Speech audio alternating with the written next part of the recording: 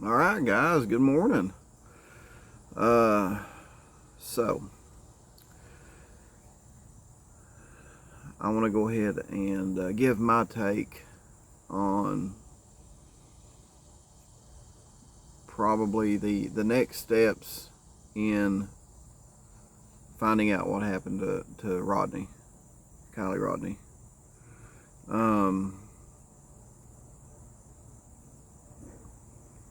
So obviously today there will be an autopsy, toxicology, all that good stuff.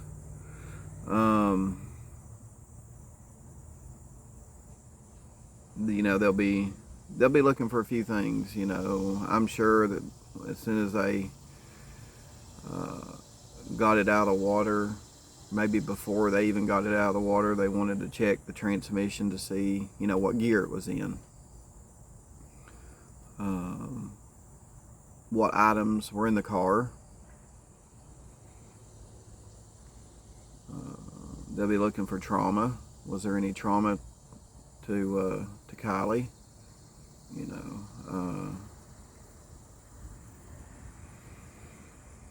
And then they'll have to piece everything together and I guess finally come up with a conclusion if nobody still comes forward and says that they seen what happened.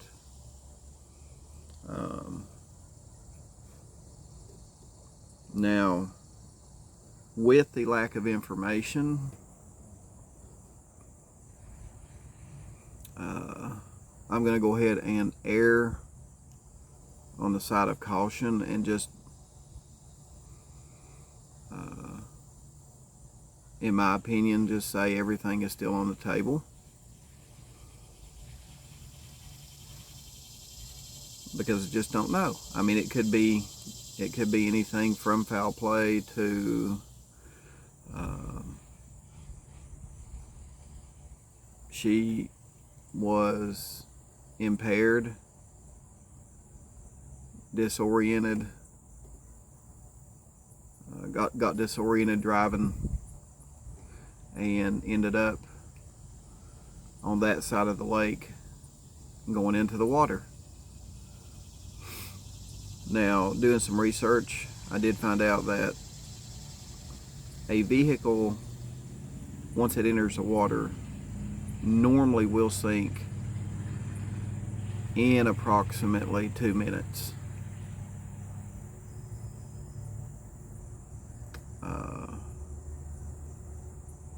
And with the vehicles being so heavy, there's a lot of factors to consider in where her vehicle was found.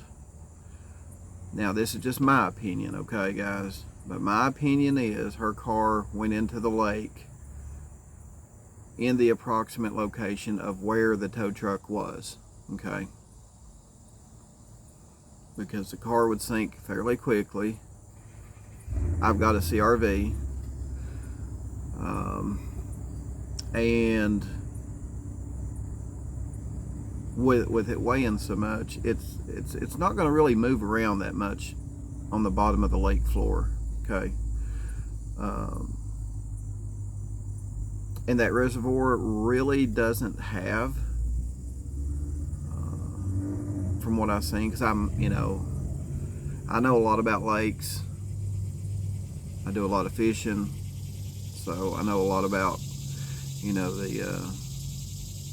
the dynamics of a lake, a reservoir. It looks like that one was just a naturally, it feels naturally, and it's got like a natural release to it.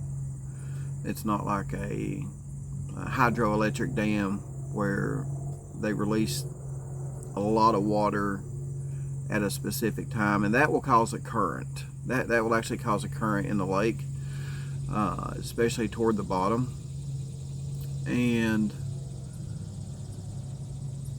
But that reservoir looks like it was just a naturally discharging reservoir. So as far as a current goes, I don't think there was enough of a current there to make the vehicle go too far from where it went into the water. It did look like it had a broken mirror on the driver's side door, and that could have been maybe where it started to rest on the floor of the lake, because it's got a slope, and maybe that's just where it, finally ended up just resting the way it did. So it probably broke the mirror.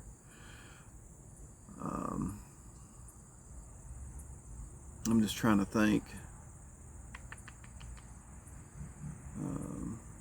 As far as evidence goes, with the water being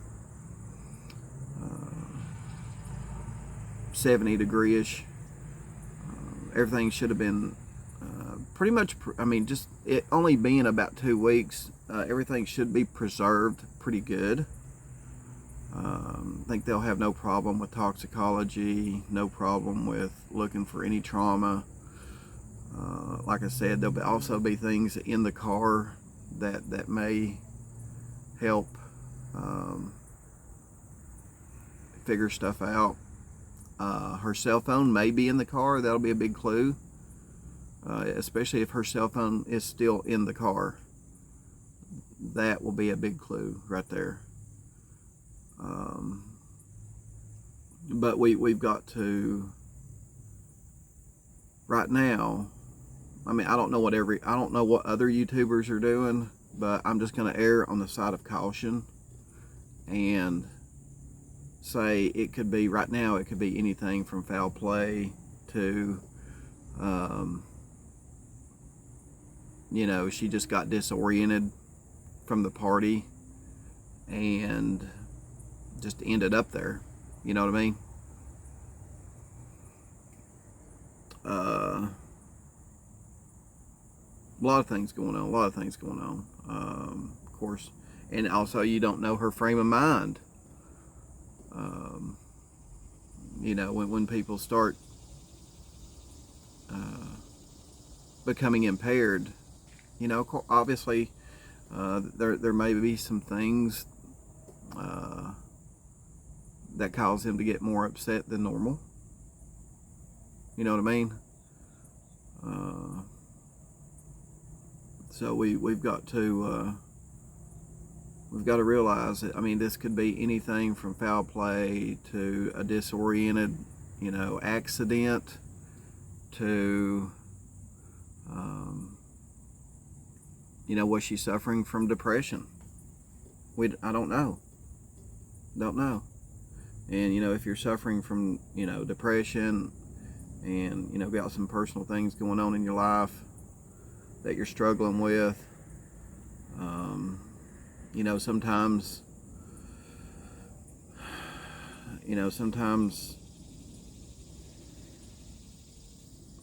alcohol and substances doesn't really help none, if you know what I mean. So, but we just got to keep everything on the, I'm going to keep everything on the table. But I do, in my heart, scientifically knowing how lakes work and how cars sink, I think that her CRV went in the lake pretty much right there where that tow, or around where that tow truck was that pulled the car out of the water. I'm thinking that's where she went in at, and again, she could have been, disoriented, thinking that she's on the road, and ended up not being on the road, and by the time she got to the end of that,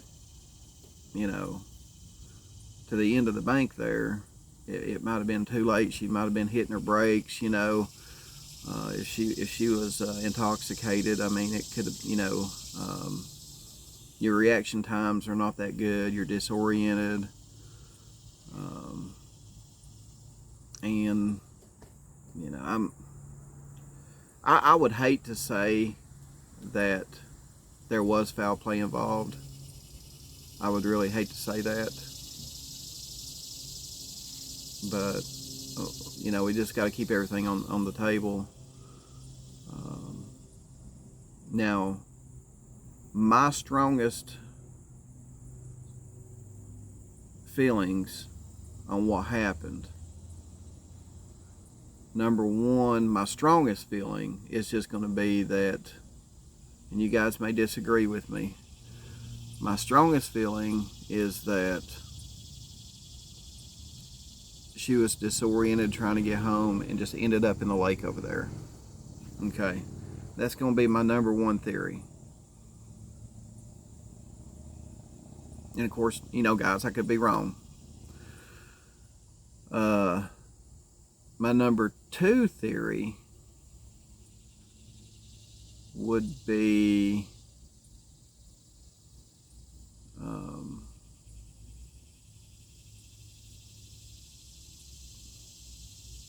maybe she was struggling with some issues,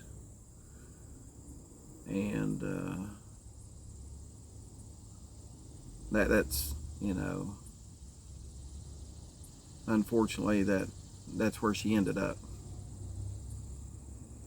And last would be foul play.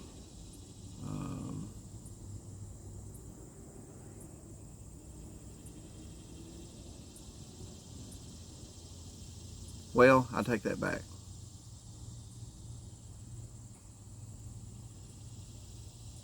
Okay, guys, I take that back.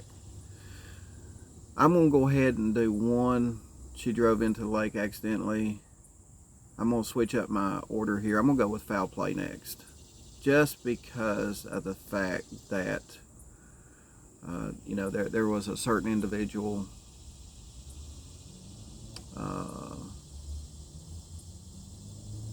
trying to get statements from witnesses before they went to the police. That was I have to admit that was really sketchy. That was really sketchy. But we'll see. I mean, could have been where they were partying. It was getting close to the end of the party.